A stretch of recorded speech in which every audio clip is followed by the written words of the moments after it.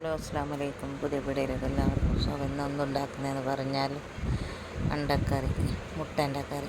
അതെങ്ങനെ ഉണ്ടാക്കുന്നതെന്ന് നോക്കാം.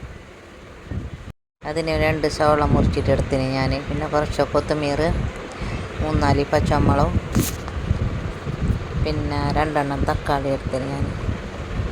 ഇതേമാതിരി ഇതിനെ അടിച്ചിട്ടെടുക്കണം മിക്സിയിൽ. പിന്നെ ഇല്ലേ ഒരു കടായി എടുത്തിന്, അതിലേക്ക് എണ്ണ വീത്തിയിട്ട് എണ്ണക്ക് പിന്നെ ജീരകം കുറച്ച് മെത്തിയിടണം, 1/2 സ്പൂണ്. അതെനിക്ക് ഇടാനും മറന്നുപോയി, ഞാൻ പിന്നെ ഉള്ളി ഇട്ടത്. അതിട്ട് പിന്നെ ഉള്ളി ഇട്ടിട്ട് കൊടുക്കണം. പിന്നെ ഇത് കറിച്ചപ്പിട്ടിട്ട് കൊടുക്കണം. അതിന് നല്ല മിക്സ് ആക്കിയിട്ട് ഉള്ളീൻ്റെ കളറ് മാറിയ പിന്നെ 1 സ്പൂണ് വെളുത്തുള്ളി ഇഞ്ചി പേസ്റ്റ് ഇടണം.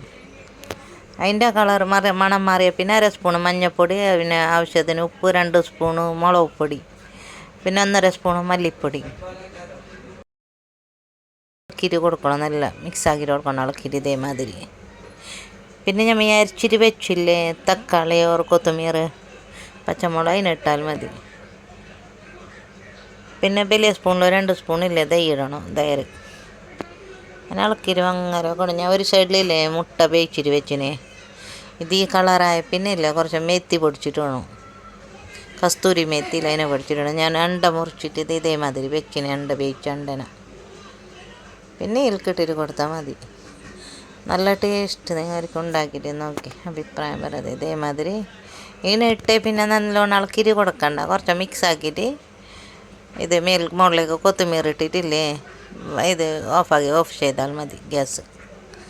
ഇതേമാതിരി പുതിയതായിട്ട് പിന്നെ മുകളിലേക്ക് ബട്ടർ നെയ്യ് അങ്ങനെ ഇടും. ഞാൻ നെയ്യ് ഇടുന്നത് 1/2 സ്പൂണ് നെയ്യിട്ട് മുകളിലേക്ക്, നല്ല മണത്തിന് വേണ്ടിയിട്ട്.